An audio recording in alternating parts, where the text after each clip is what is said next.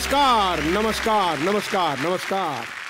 पार्ले बेक्समिथ मारीसह प्रस्तुत कानाला कडा को powered by Vaseline special partners Godrej number 1 आणि क्लिनिक प्लस शॅम्पू या कार्यक्रमामध्ये मी संजय मोने नेहमीप्रमाणे तुमचं मनापासून स्वागत करतो.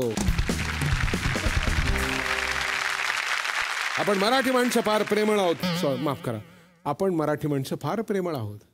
आपल्या नाटकातल्या कलाकारांवर तसंच गायकांवर खेळातल्या खेळाडूंवर एवढंच नव्हे तर राजकारणातल्या नेत्यांवर सुद्धा मनापासून प्रेम करतो. मुळात प्रेम करणं आपला स्थायी भाव आहे. असाच एक कला प्रकार ज्याची आपल्याकडे परंपरा आणि लोकप्रियता फार जास्त आहे आणि तो म्हणजे लोकगीत. आज जे पाहुणे येणार आहेत आपल्याकडे त्यांच्या 1-2 नाही तर 5 पिढ्या आयुष्यभर या लोकगीताच्या परंपरेवर प्रेम करत आल्या आणि निष्ठेने ते काम करत आल्या. यांनी आणि यांच्या कुटुंबाने पाऊले चालती पंढरीची वाटपासून भीमगीतापर्यंत, शिट्टी वाजलीपासून ते पोपट पिसाटलापर्यंत अनेक पद्धतीची गाणी आपल्या खास शैलीत आणि आपल्या खास आवाजात गायली. या गायकाने तुम्हाला भक्तीने टाळी वाजवायला लावली आणि बेबानून नाचायला लावलं. ज्यांचा आवाज पर्वतासारखा खडा आहे, उंच उंच 3 सप्तकामध्ये आरामात सहज फिरतो, पण तू ज्यांचा पाय मात्र कायम जमिनीवर पक्का आहे, असा हा महाराष्ट्रातला खडा आवाज जरी एकच असला तरी त्यांच्या नावाचे कानाचे खडे नेमके किती आहेत ते आपण जाणून घेऊया. आपण त्यांचे स्वागत करूया आनंद शिंदे यांचं.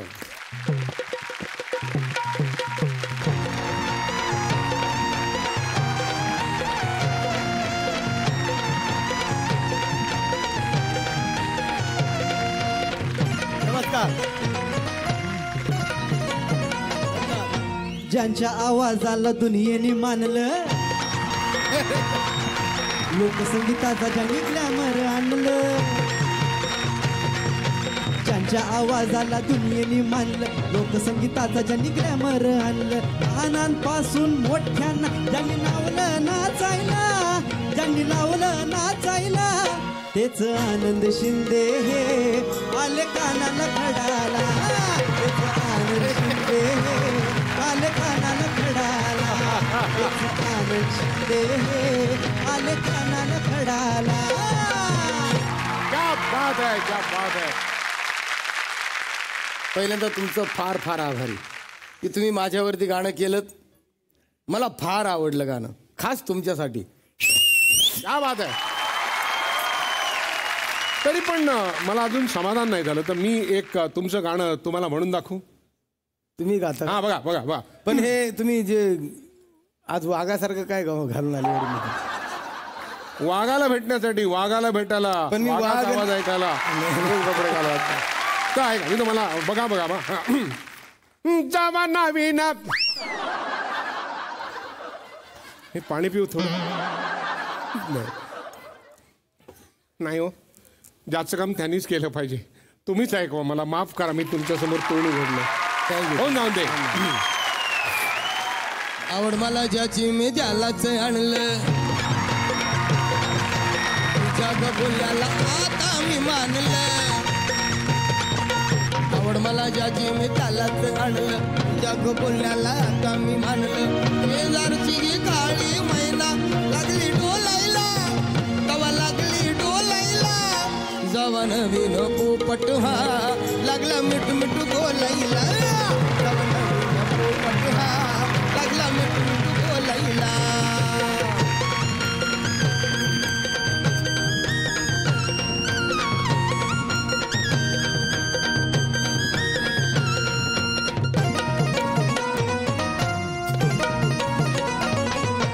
काही सांगू तुला या दोघांची गोष्ट,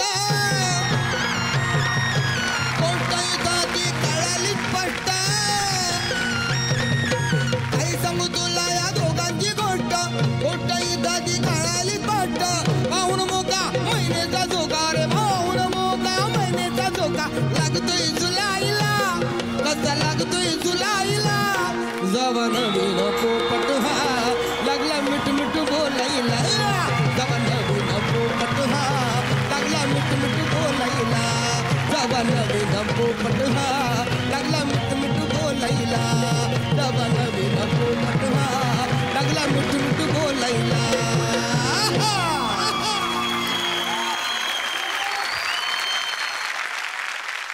आपले वडील प्रल्हाद शिंदे यांच्याबरोबर आपण कोरसमध्ये गायचा, तिथून सुरुवात झाली ते 5000 गाणी. या सगळ्या प्रवासाबद्दल आम्हाला सांगू शकाल का? अगोदर माझ्या वडिलांनी मला तबला शिकवला. म्हणजे मी काय शिक्षणात काय पुढे जाईच ना. 9वीपर्यंतच इतक्या वेळा नापास झालो की 10वी बघायची लांबच. किती वेळा नापास झाला तरी?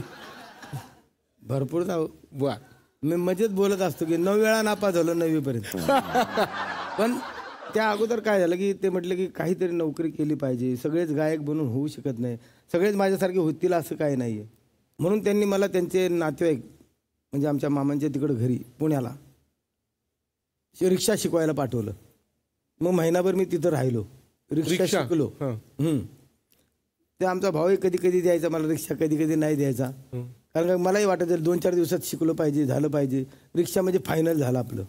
पण असं वाटायचं मला. पण झालं काय, ते रिक्षाही शिकून आलो पण गाण्याचं भूत डोक्यात जात नव्हतं. मग वडिलांनी काय केलं, मला तबला घेऊन दिला आणि मग स्वतः त्यांनी तबला मला शिकवला. मिलिंदला नाही शिकवला, पण मिलिंद लांबून बघून बघूनच शिकला. कारण त्यांनी पाहिलं की मी लय मार खायचो, माझ्या डोक्यात काही बसतच नसायचं. म्हणजे थेट शिक्षण होतं वडिलांचं? हो, थेट म्हणजे सगळंच थेटच. मग असं जाय ना तर डोक्यामध्ये वाजवून सांगायचे असं तरी डोक्यात जाईल, त्याच्या डोक्यात असं तरी घुसलं डायरेक्ट. तिथून सुरुवात झाली माझी. पण तुमच्याकडे गाण्याची जशी परंपरा आहे तशी वाजवण्याची पण परंपरा आहे ना? हा, माझी आजी तबला वाजवायची. बर. क्लासिकल तबला वाजवायची. माझे आजोबा हार्मोनियम वाजवायचे. बर. ही साधारण कधीची गोष्ट आहे? आजी आणि आजोबा तबला आणि वायलिन आपलं तरी मला वाटतं त्याला 100 वर्ष झाले असतील आता. म्हणजे ज्या काळामध्ये स्त्रिया तबला वगैरे ब्रिटिश काळात म्हणजे ते तबला वाजवायचे आणि तेव्हापासून ही कला आमच्यापर्यंत आली.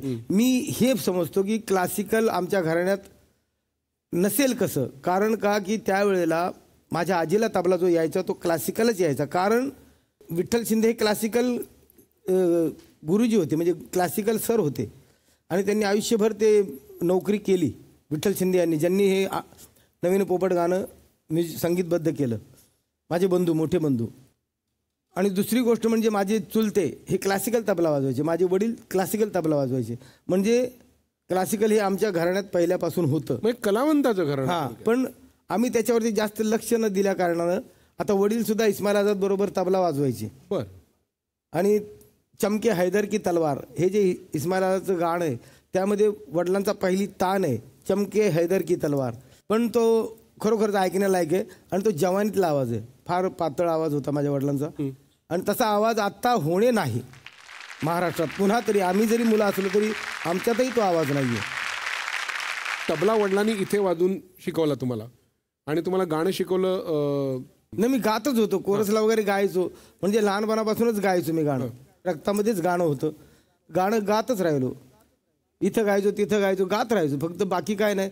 मग माझी आई म्हटली विठ्ठल शिंदे यांना, म्हटली माझ्या मुलाचं एखादं रेकॉर्डिंग कर, चांगला गातोय असं तसं. ते म्हणे प्रल्हाद असताना काय माझी गरज आहे. पण अचानक त्यांनी कसं तरी करून HMEला माझं रेकॉर्डिंग ठेवलं. पण बात अशी झाली की HMEला आगच लागली, जळाली HME कंपनी, माहिती आहे त्यावेळेला.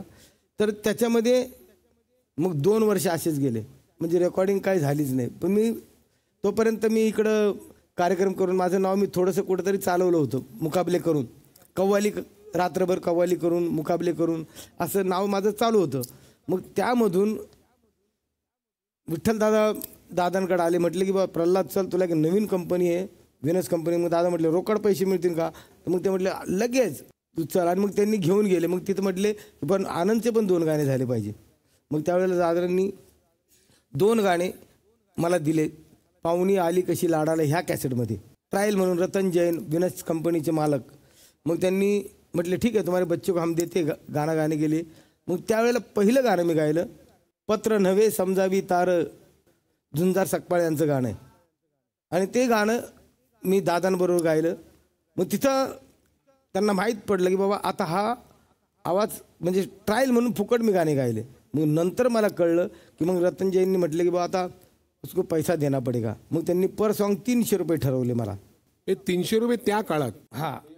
नंतर ज्या वेळेला पोपटाचं गाणं आलं मग लगेच मग दोघांचं आनंद मिलिंदचं मिळून पोपटाचं गाणं म्हणजे बी साईडला मिलिंद ए साईडला मी पाहुणी आली कशी लाडाला पाहुणी आली कशी लाडाला हां. या कॅसेटमधलं ते गाणं मग हे तिसऱ्यांदा ते कॅसेट आलं म्हणजे असं चालूच राहिलं मग 3-3 महिन्यांनी कॅसेट सुरू झाले मग आंटीची घंटी मग हे सगळे आणि आंटीची कुठले म्हणाला त्या आंटीची घंटी वाजवली ते पोपटाच्या नंतर आंटीची घंटी वाजवली हां. ऐकू ऐकू ना ऐकू 2 ओळी आजाच माझा झालाय पगार घेईन रोख नको उधार आजाच माझा झालाय पगार घेईन रोख नको उधार गोष्ट पटली झटकन उठली गोष्ट पटली झटकन उठली अशी प्रथा मी गाजवली अशी प्रथा मी गाजवली आहो रात्री या अंटीची जवा घंटी मी वाजवली रात्रीच्या अंटीची जवा घंटी मी वाजवली ज्यांच्याकडनं परंपरा सुरू झाली तुमच्या घराण्याची आजोबा आजी त्यांना तुम्ही प्रत्यक्ष गाताना पाहिले विठ्ठल शिंदे प्रल्हाद शिंदे नारायण शिंदे माझे चुलते म्हणजे या लोकांना गाताना पाहिलेलं आहे मी मग त्यांच्या गायकीचा पगडा तुमच्यावरती किती झाला त्यांचाच पगडा झाला दुसऱ्यांचा झालाच नाही प्रल्हाद शिंदे हे भक्ती संगीत किंवा लोकसंगीत सगळंच या आवाजामध्ये उर्दू गीतंसुद्धा कव्वालीसुद्धा म्हणजे या आवाजामध्ये तुम्ही काही टाका बाहेर चांगलंच येणार तो कारखानाच वेगळा आहे आणि त्या कारखान्यातला हा आवाज आहे बस वडिलांचं आता एखादं अत्यंत आवडतं तुम्हाला गाणं कुठलं त्यांचे सगळेच गाणे आवडतात आणि त्यांच्यासारखं गाण्याचा प्रयत्न करतो मी पण तेच आहेत पण तरी त्यांचं कुठलं एखादं गाणं तुम्हाला आवडतं पाऊले चालती पंढरीची वाट पाऊले चालती पंढरीची वाट दुखी संसाराची सोडून या गाठ पाऊले चालती पंढरीची वाट पाऊले चालती पंढरीची वाट धन्यवाद. बरं तुम्ही आत्ता जरी भक्तिगीत वगैरे गायलं असलं तरी तुमच्याबद्दलची एक गोष्ट आम्हाला अशी कळलेली आहे की तुम्ही उत्तम विटीदांडू खेळता आणि एकदा एका खूप मोठ्या कंपनीचे मालक तुमच्याकडे गाणी मागायला आले आणि तुम्ही उत्तम विटीदांडू खेळत असल्यामुळे टकाक टकाक टकाक टकाक विटी मारत चालला होतात आणि तिथे तिथे तुमची विटी जाईल तिथे तिथे ते धावतं त्या काय किस्सा आहे आधी खरं आहे की नाही सांगा हो खरं आहे.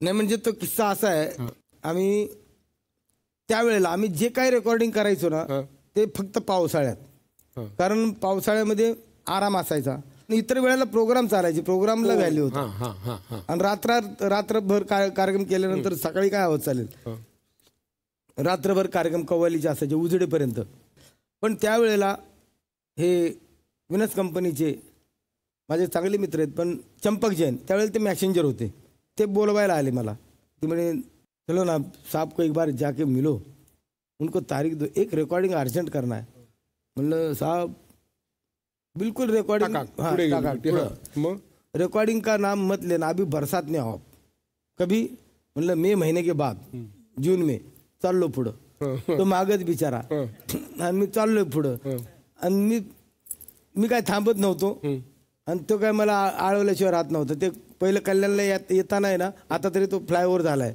पण त्यावेळेला त्या ट्रेनच्या खालनं यायचं माणसांनी ते मालगाडीच्या खालून सगळं बहुत तो वहाँ जाना तो बहुत बेकार आहे म्हणजे इतकं खराब होतं ते म्हणजे मालगाडीच्या खालूनच अक्षरशः यावं लागायचं म्हणजे तिकडे लाल सिग्नल लागला इकडून माणसांनी पटापट खालनं उसायचं अशी ती जागा आणि मग त्याच्यातून तो बिचारा आलेला आणि त्याच्यातही त्याला व्हॅल्यू नाही मी म्हणतो नाही बा आप एक काम करू साहेब बरसात में मिळणार आणि त्यांना दिलीच नाही मी डेट म्हणलं पावसाळ्यातच या तुम्ही आता मध्ये येऊ शकत नाही कारण आम्ही जरी दिली तारीख तर त्यांना चांगला आवाज आमचा मिळणारच नाही फ्रेश वॉइस मिळला पाहिजे ना आपण जर कोणाचं गाणं घ्यायचं म्हटलं तर फ्रेश वॉइस पाहिजे नाही तर उगाच थूक लावून काय फायदा आजपर्यंत मी कुणालाही बैमान झालो असेल म्हणा पण गाण्याला बैमान नाही झालो गाणं धर्म आहे हा धर्म आहे आणि कलाकाराला जात धर्म काही नाहीये.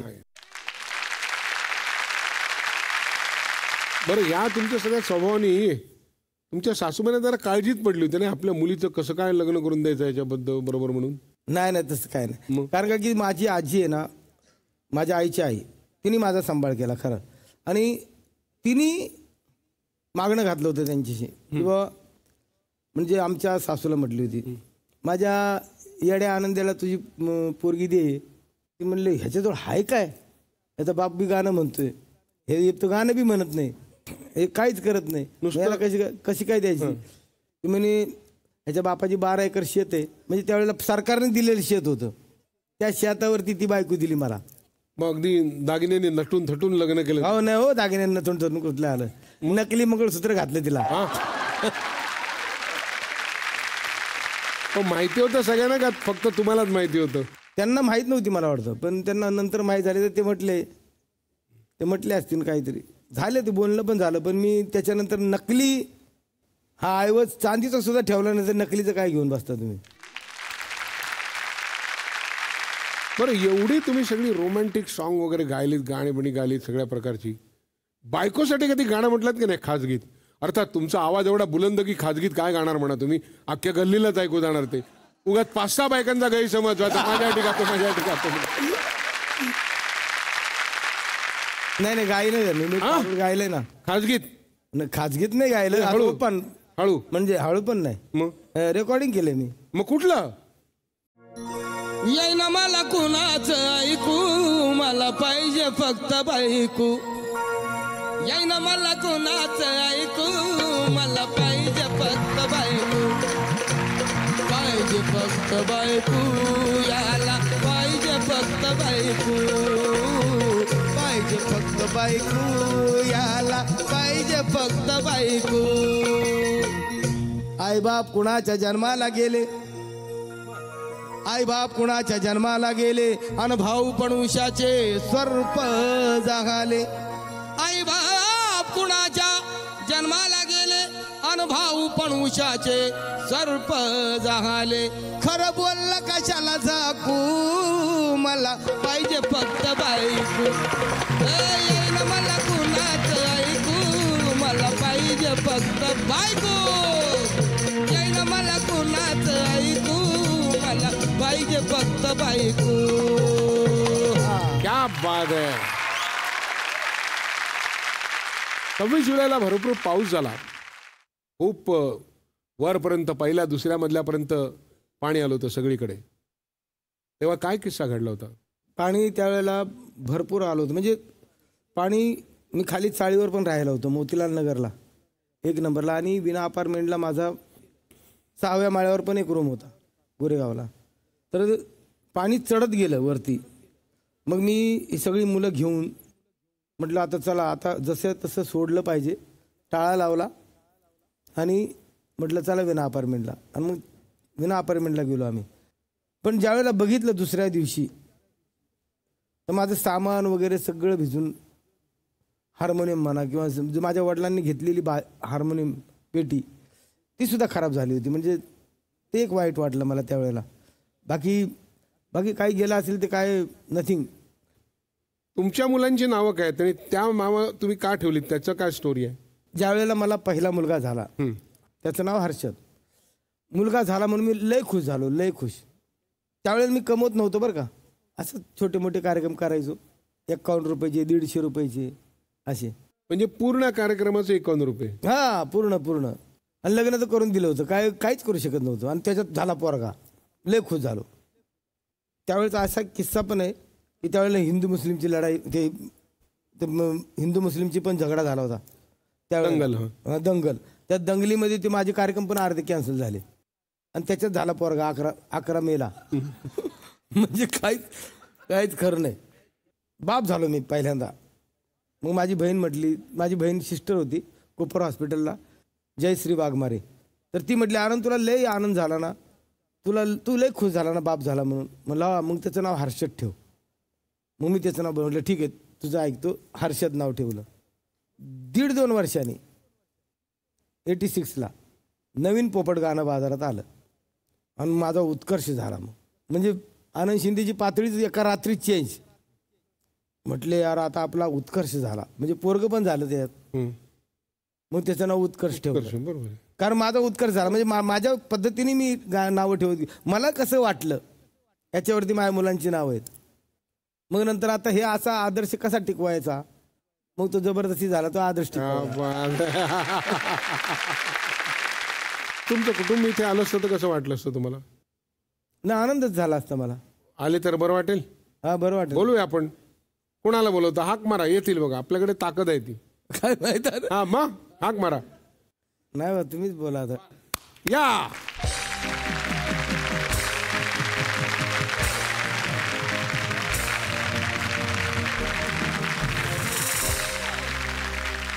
काय उत्कर्ष झाला? आदर्श आहे का हर्ष? उत्कर्ष आहे डॉक्टर. उत्कर्ष. अच्छा, तुम्ही डॉक्टर आहात. कानाला खडा काय लावलाय त्यांच्या बाबतीत जरा सांगा बरं, होऊन जाऊन दे. पप्पांबद्दल हे सांगेन मी नेहमीच की आम्ही तिघेही, मी असेल, हर्षद असेल, आदर्श असेल, आम्ही खूप लकी आहोत, खूप लकी. आम्हाला वाटतं की आम्हाला जर पुढच्या जन्मात जर वडील भेटणार असतील तर आनंद शिंदे हेच असावेत. क्या बात. शाळेमध्ये कानाला खडाचा किस्सा म्हणून सांगतो. लहानपणापासून ते आत्तापर्यंत एक बाप कसा असतो, आदर्शचा किस्सा आहे, खूप छान आहे. आदर्श लहानपणी वर्गामध्ये त्याच्या मित्रांनी एक नॉवेल आणली होती, मॅगझिन आणली होती आणि त्याच्यामध्ये शायऱ्या होत्या. तर ती टीचरने पकडली आणि बोले की आप अपने पेरेंट्स को बुलाइए कल, ये आप शायरी बिरी पढ़ रहे हो आप स्कूल में. तर आदर्श घरी आला. आदर्शने सांगितलं की पप्पा मला बोलवलं आहे टीचर, तुम्हाला टीचरनी बोलवलं आणि खूप रागवलं आहे मला, मी ते शायरी वाचत होतो. म्हटलं ठीक आहे. आले मग दुसऱ्या दिवशी शाळेत आणि टीचरला विचारलं की क्या हुआ, आपने मुझे क्यों बुलाया? टीचर म्हणाले की सर आपका बेटे थे वो क्या पढ़ रहे. ते त्यांनी पाहिलं. मग त्याच्यामध्ये शेर होते, नज़र से मिली नज़र वगैरे, जसे नॉर्मल असे शेर असतात. पप्पांनी पाहिलं. पप्पा बोले इसमें क्या गलत है? बोला अरे सर ये गंदा गंदा शायरी है ना. अरे इससे गंदे तो मैं इनको सिखाता हूँ घर पे गाने.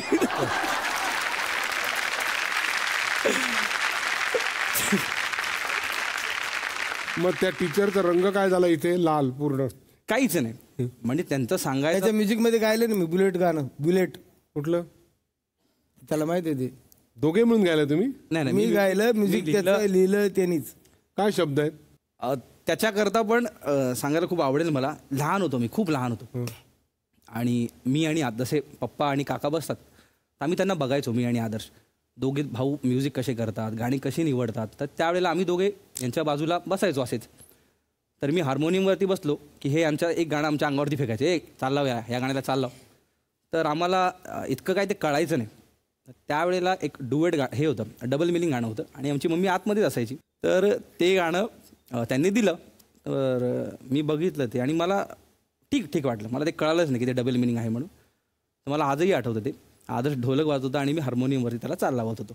शब्द होते साडीवरती करी, ब्लाऊजवरती करी, तू गाऊन वरती करून घे पोरी, खुशाल एम्ब्रॉयडरी. जसाच मी पहिली लाईन म्हटली साडीवरती करी, मम्मीचा आतून आवाज आला, काय अक्कल आहे का नाही तुम्हाला, पोरांना काय गाणे देताय तुम्ही? मग काय करून घे, एम्ब्रॉयडरी करून. वरती आणि वरतीचा फरक तुमच्या मनात आहे, आपल्या मनात नाही. साधं गाणं आहे.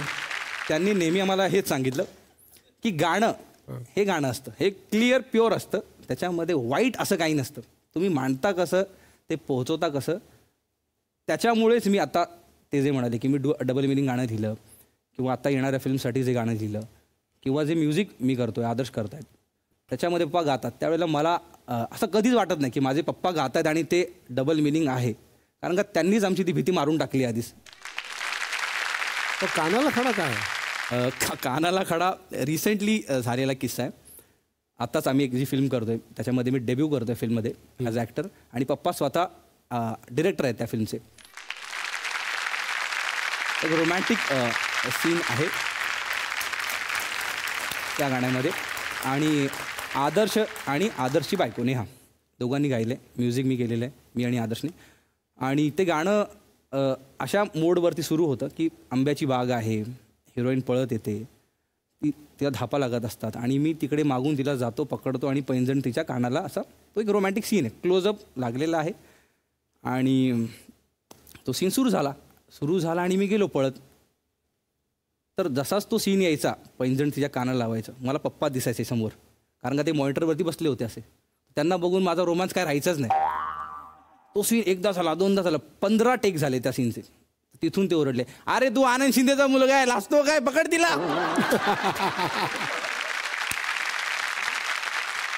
कसले डॉक्टर आहेत तुम्ही? मी MD केलंय. माझ्या पप्पांची खूप इच्छा होती की आपल्या एक हॉस्पिटल असावं. त्यांचं नेहमी एक म्हणणं असायचं की प्रेक्षकांमुळे शिंदे घराणं आहे. हे शिंदे शाही जे नाव मिळाले, हे आपलं घराणं काही नव्हतं, हे प्रेक्षकांनी शाही लावले त्याच्यापुढे, की शिंदेशाही इतकं मोठं घराणं झालं. ते म्हणतात की आपण प्रेक्षकांचं खूप काही देणं लागतो, त्याच्यासाठी आपण एक हॉस्पिटल करणं गरजेचं आहे. आणि त्याकरता एखादा मुलगा माझा डॉक्टर जर झाला तर माझं ते स्वप्न पूर्ण होईल, म्हणून त्यांनी मला डॉक्टर बनवलं. मी फक्त अभ्यास केला, पण त्याच्या मागची तगमग मेहनत ही त्यांची असायची. त्यांच्याबद्दल एक किस्सा आहे की ते आजारी होते आणि हॉस्पिटलमध्ये होते, तेव्हा त्यांनी काय मागणी केली होती तुमच्याकडे? त्यांना पहिला हार्ट अटॅक आला होता. मी पुण्यातून मुंबईला चाललो होतो आणि ते मुंबई ते पुणे येत होते.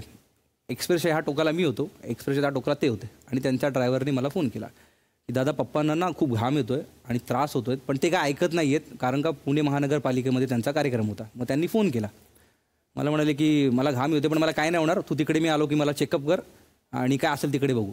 मला ते कळालं होतं की यांना MI आहे, हार्ट अटॅक आहे. ते पण सांग पप्पा तुम्ही जिकडे कुठे असाल तिथे ॲडमिट व्हा, मी पोहोचतोय तिकडे. तर नाही म्हणत ते ॲडमिट झाले आणि त्यांना 90% ब्लॉक होता. म्हणजे ते वाचले. जर ते तिथून इथे आले असते तर काही झालं असतं, पण ते वाचले तिकडे. आणि मी पोहोचलो तर मला ते एकच गोष्ट म्हणाले, ह्या इंडियामध्ये जो सगळ्यात मोठा डॉक्टर आहे ना तोच मला पाहिजे, उससे मी ऑपरेशन कराऊंगा. मी म्हटलं ठीक आहे. तर डॉक्टर भट्टाचार्यांना आम्ही शोधलं आणि बरेच डॉक्टर पांडा होते, डॉक्टर भट्टाचार्य होते, त्यांचा शोध घेऊन आम्ही त्यांना ब्रिज कँडीमध्ये ॲडमिट केलं. तेव्हा मला वाटलं की खरंच त्या माणसाचं प्रेम किती कलेवरती. ते म्हणाले की डॉक्टर साहब अगर ऑपरेशन के टाइम पे आपको लगा कि मेरी आवाज़ जाने वाली है ऑपरेशन करते समय, तो मुझे कुछ करना नहीं, मरने देना वैसे, क्योंकि अगर मेरी आवाज़ नहीं रहेगी तो मैं जीऊँगा नहीं. त्यांचं असं मत होतं की मुझे कुछ भी होने दो, मैं इसके बाद में गाना ही चाहिए. मी जर गायलं नाही तर मी मरेन, तर बेटर माझं ऑपरेशन जर करत असाल तर माझ्या आवाजाला धक्का नाही लागला पाहिजे.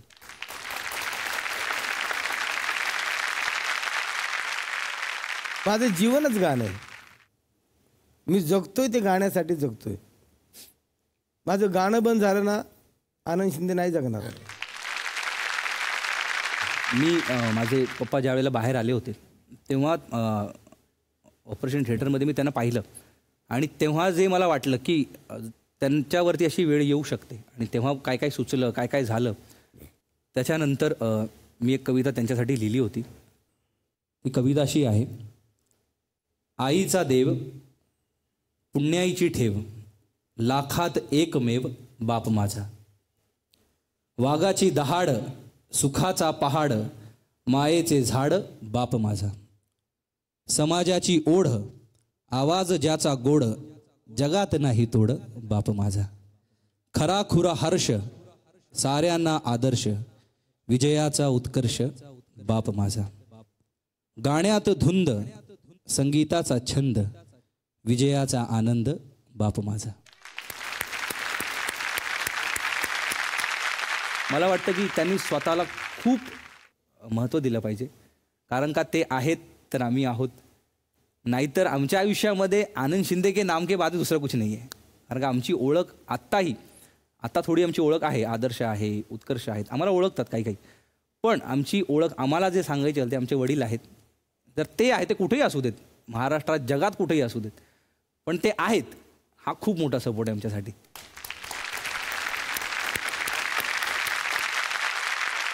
लोककलाकारांची उपेक्षा होते असं तुम्हाला मनापासून वाटतं? हो. काय काय होतं आणि काय व्हायला पाहिजे तुमच्यामध्ये?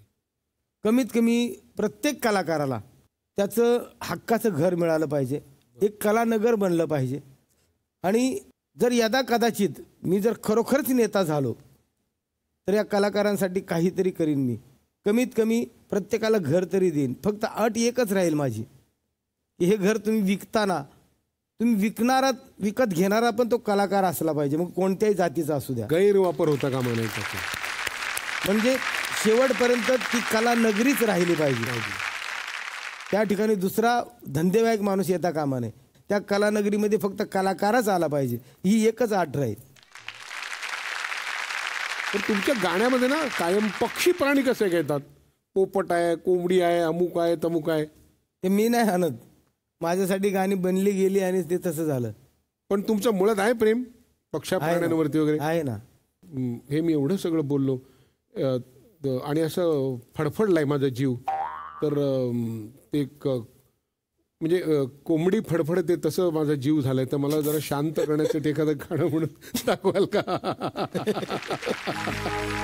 हा भार सोसना जड झालं बिकावानी, अंगात ज्वार भरलं तुझ्या फिरतीचं पाच पाणी.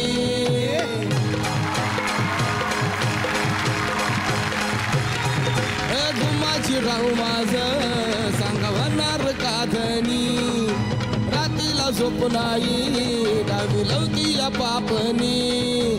चांद तू पुनवाचा तुझा रूपानं गोजिरवाणी, जीव माझा जळतो वत काळजाचं पाणी पाणी. कोंबडी पळाली तंगडी धरून लंगडी घालाया लागली, अग कोंबडी पळाली तंगडी धरून लंगडी घालाया लागली. कोंबडी पळाली तंगडी धरून लंगडी घालाया लागली, अग कोंबडी पळाली तंगडी धरून लंगडी घालाया लागली. आज तुम्ही इतकी वर्ष गाता, प्रख्यात गायका तुम्ही. किती तास रियाज करता रोज? मी नाही करत रियाज. काय करायचं तेव्हा केला, आता नाही करत. मग आता फक्त गायचं. पण असं कसं? म्हणजे गायला बसलं तर 3 तास एक सलग प्रोग्राममध्येच गायचं. मग इतका खटकन असा कसा सूर लागतो? आता समजा मी आता फ्री आहे, आता मी काय मोबाईलवरही बोलत नाही, काय नाही करत, मग त्यावेळेला गाणं गाणं गायचं, मग गुणगुणायचं तरी. एवढाच रियाज? हाच राहायचं. म्हणजे वाहता मळा आणि गाता गळासारखं. हो. बरं, तुमचा मुलगा आदर्श शिंदे आता हळूहळू तोही नाव रपले होतोय, मग त्याला तुम्ही काय सांगता? रियाज करू नको. मग त्याला तुम्ही कसं कोच करता? नाही, तो रियाज करतो. मग तुम्ही त्याला काय कसं शिकवलं का? मी त्याला नाही शिकवलं. मग तो म्हणजे लहानपणी ज्या वेळेला मी या तिघांना सुद्धा नंतर टाकलं. म्हणजे माझा एक मित्र आहे अशोक कुमार म्हणून, पंडित जसराजींचा शिष्य, त्याच्याकडे ह्या तिघांनाही मी घरी बोलवलं. त्याला म्हटलं घरी ये शिकवायला माझ्या मुलांना. पण ते कधी की ज्यावेळेला मी आदर्शला ते बोंगो असा ठेवला होता उघडा, तो वाजवताना बघितला. 2 वर्षाचा आदर्श, पण त्याने तो ठेक्यात बोंगो वाजवला. धांत्या टाकून असं ठेक्यात वाजवला त्याने. म्हटलं कोण वाजवते असं? तर म्हणे आदर्श वाजवते. तर तो आदर्श लहानपणापासून खंजिरी वाजवायचा माझ्यासोबत. या तिघांना पण मी त्यावेळेला तिथून सुरुवात केली त्यांची शिकवणीची, अशोक कुमार यांच्याकडून. मग नंतर ते शिकत गेले. त्याच्यामधून मग आदर्श हा अर्जुन झाला. बाकी पण तसेच तिघही शिकले, ग्रॅज्युएट्स तिघही झालेले आहेत. थोरला इंजिनियर पण आहे, हा डॉक्टर आहे आणि तो पण ग्रॅज्युएट झाला. आता तो गाण्यातला इंजिनियर म्हणा, डॉक्टर म्हणा, वकील म्हणा, सगळ्या गाण्यातला आहे तो. बरं, ते सगळेही आपापल्या क्षेत्रामध्ये आपापल्या पद्धतीने गायक आहेत. तुमची परंपरा शिंदेशाही चालवत आहेत, तरी तुम्ही प्रत्येक वेळेला त्यांच्या शिक्षणाचा उल्लेख करता. तुम्हाला आपण न शिकल्याची थोडी खंत वाटते का? माझ्याकडून जे काही माझं स्वप्न पूर्ण करू शकलो नाही, ते स्वप्न मी या तिघांमध्ये बघतो. की उदाहरणार्थ मी इंजिनियर नाही होऊ शकलो, पण मी इंजिनियरचा बाप आहे असं सांगू शकतो. मी डॉक्टर नाही झालो, पण डॉक्टरचा बाप आहे. आणि दुसरी गोष्ट म्हणजे काय, मी कुठेही असू द्या, पण मी माझ्या वहीतलं गाणं, मी समजा आता इथे बसलोय, पण मी बरोबर सांगेन की अमुक पानावरती अमुक वहीमध्ये ते गाणं मला ते पाहिजे. पण ते तुरळक पुढलं काय आठवत नाही, पण एक लाईन सांगितली का पूर्ण कडवं आठवतं. पण मी शिकलो नाही, मला इंटरेस्टच नव्हता त्याच्यात. नाहीतर मी शिकलो असतो तर नक्कीच डॉक्टर वकील काहीतरी झालो असतो. नाही, तुम्ही हुशार आहात, कारण इंजिनियरचा बाप असणं, डॉक्टरचा बाप असणं ही खूप मोठी गोष्ट आहे. गायनाकडे तुमच्या गाण्याकडे प्रगती होईल, तुम्हाला ते खास गोष्टी त्यांनी खूप सांगितलेत त्यांनी. नाही, मग त्यांच्या नातवाकडे त्यांचं फक्त बारीक लक्ष आहे, तुमच्याकडे तेवढं नाही असं तुमचा आरोप आहे. येस येस येस, हे हा आरोप नाही, हा सिद्ध. ते असं म्हणतात की नातवांकडे यांचं लक्ष असतं आणि आमच्याकडे तेवढं नसतं. आम्ही गायला लागलो ना, हा रिअल, हा फॅक्ट आहे. हा. आम्ही गात कानाला खडा आहे. हा नाही नाही, खरंच आहे, हे कंप्लेंट आहे आमची. हा. आदर्श गात असेल तर आदर्शचं पहिलं गाणं आमचे आजोबा प्रल्हाद शिंदे यांनी बसवून घेतलं होतं आणि यांनी रेकॉर्डिंग करून घेतलं. तेव्हाही पप्पा तिथे नव्हते. आजोबा म्हणाले की तू बाहेर थांब, मी त्याचं गाणं करून घेतो. आणि नंतर बाहेर आल्याने म्हणाले, आनंद मिलिंद तुम्ही आता गाणं बंद करा, क्या गाताय लडका रे, क्या गाताय. आणि ते त्याला बाहेर जेवायला घेऊन गेले होते. तर जेव्हा केव्हा आम्ही गातो तर पप्पा इतकं गातात माझी मुलं, मग ते कधीही हे नाही करत की माझी मुलं खूप भारी गातात किंवा खूप छान. ते गर्व आम्हाला कधीच येऊ देत नाहीत. पण ज्या वेळेला आल्हाद गातो, माझ्या मोठ्या भावाचा मुलगा आल्हाद, तो गातो त्यावेळेला ते स्वतः समोर थांबतात. तो काय गातोय, कसा गातोय, त्याला काय सांगितलं पाहिजे हे त्याला शिकवतात. ते तुम्हाला माहीत नाही, महामानवाला मानवंदना तिथं आम्ही सगळे शिंदेशाही होतो, सगळेजण होते.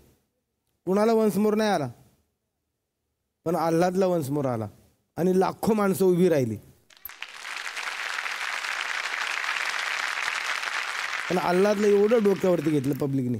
हा आवाज आला, महाराष्ट्रातले रसिक पुन्हा पुन्हा पुन्हा पुन्हा पुन्हा पुन्हा वंशमोर देवत, एवढी इच्छा आणि प्रार्थना. खरंच रेकॉर्डिंग करत असताना तुम्ही आता गाताही आणि मग कधी असं होतं की तुम्ही संगीत देता, वडील गात असतात किंवा तुम्ही गाता, तेव्हा असं वाटत नाही की अरे बापरे आपले वडील आहेत, त्यांचं एवढं नाव आहे, आपण कसं गायचं, काय गायचं, काय काय काय तुम्ही करता अशा वेळेला? बऱ्याच वेळेला भीती वाटते आम्हाला. खरं तर पप्पा जर गाणार असतील तर आदर्श आउट पळून जातो, तू गाऊन घे बाबा, तूच गाऊन घे. तर मी बसतो आणि मग मी म्हणतो पप्पा मस्त छान झालंय, तुम्ही जे गायला ते छान झालंय, बाकी रेक्टिफाय जे करेक्ट करायचं आम्ही करू शकतो, कारण आता मशिनरी इतक्या आहेत आपल्याकडे, सॉफ्टवेअर्स आहेत. तर ते म्हणतात नाही नाही नाही नाही, ते परत गाऊन घे, ही लाईन रॉंग झाली आहे, मला गायची, परत गायची.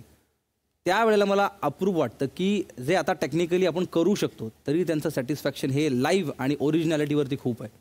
आणि त्यांच्याकडे इतकं शिकायला मिळतं त्याच्यामुळे की आम्ही पण शॉर्टकट्स घ्यायचे आपण प्रयत्न करतो. ते आम्हाला नंतर वाटतं की जर ते ह्या वयात देखील त्यांचं 100% देतात तर आपण का देऊ नये. तर आज जे काही नाव होत चाललं आहे आमचं ते फक्त आणि फक्त त्यांना बघून बघून आणि त्यांचं शिकून शिकून होते. तुमचे आदर्श कोणाचे दिसतात गायनातले, वैयक्तिक आयुष्यातले, जीवनातले? डॉक्टर बाबासाहेब आंबेडकर. कारण ते जर नसते तर आज मला तर वाटत नाही की आनंद शिंदे किंवा शिंदेशाही किंवा या समाजात हे गाणं आलं असतं. आणि खरोखरच बाबासाहेबांचे अनंत उपकार आहेत की या भारताला संविधान तर बाबासाहेबांनी दिलंच दिलं, पण या तळागाळातल्या माणसाचा उद्धारही बाबासाहेबांनी केला. आणि म्हणून ग्रेट बाबासाहेब आंबेडकर. काय खरं? इव्हन एका कवीने सांगितलेलं आहे, मी इथे गाणं गातो सुद्धा, की शिवरायांनी रयतेचा जो न्याय निवाडा केला तोच निवाडा भीमरायाच्या घटनेमध्ये आला, असे मी गाणं सुद्धा गायलेलं आहे. आपण ऐकूया ना ते. दोनच राजे इथे गाजले कोकण पुण्यभूमीवर,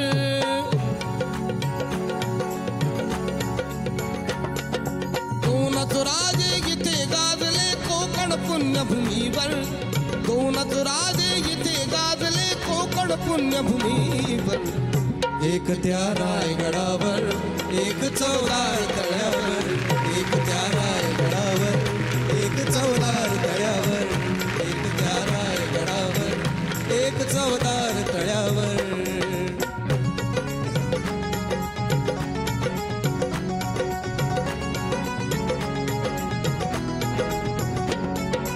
शिवरायांनी रयतेचा जो न्याय निवाडा केला, न्याय निवाडा केला, न्याय निवाडा केला. शिवरायांनी रयतेचा जो न्याय निवाडा केला, न्याय निवाडा केला, जो न्याय निवाडा केला. तोच निवाडा भीमरायाच्या घटनेमध्ये आला, तोच निवाडा भीमरायाच्या घटनेमध्ये आला, घटनेमध्ये आला. प्रताप सिंग परंपरेला, प्रताप सिंग परंपरेला दोन्ही मारुती ठोकर, प्रताप सिंग परंपरेला दोन्ही मारुती ठोकर. एक त्या रायगडावर, एक चौदार तळ्यावर, एक त्या रायगडावर, एक चौदार तळ्यावर, एक त्या रायगडावर, एक चौदार तळ्यावर. काही वेळेला आपल्या हातून काही गोष्टी राहून जातात.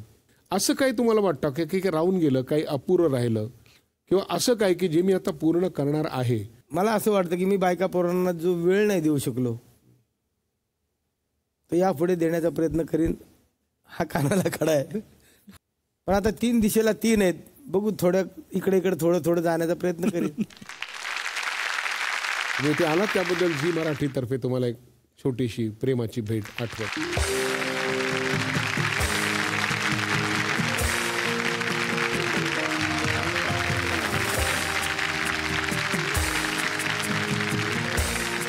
वारकरी जेव्हा वारीला निघतात तेव्हा त्यांच्या कानावर पडतो शिंदे साहेबांचा सूर आणि वारकऱ्यांना वाटतो आनंद.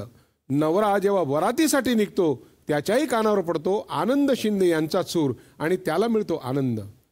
छत्रपती शिवाजी महाराजांचा गौरव करताना कानावर पडतात यांचेच सूर आणि सगळ्यांना मिळतो आनंद. आणि भारतरत्न डॉक्टर बाबासाहेब आंबेडकरांना मानवंदना देताना सुद्धा कानावर पडतो तो हाच सूर आणि तमाम जनतेला मिळतो आनंदच.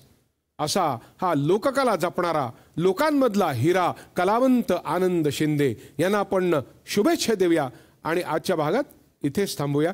पुन्हा भेटूया याच कार्यक्रमात ज्याचं नाव आहे पार्ले बेक्समिथ मारे सह प्रस्तुत कानाला खडा, को powered by Vaseline, special partners Godrej number 1 आणि क्लिनिक प्लस शॅम्पू.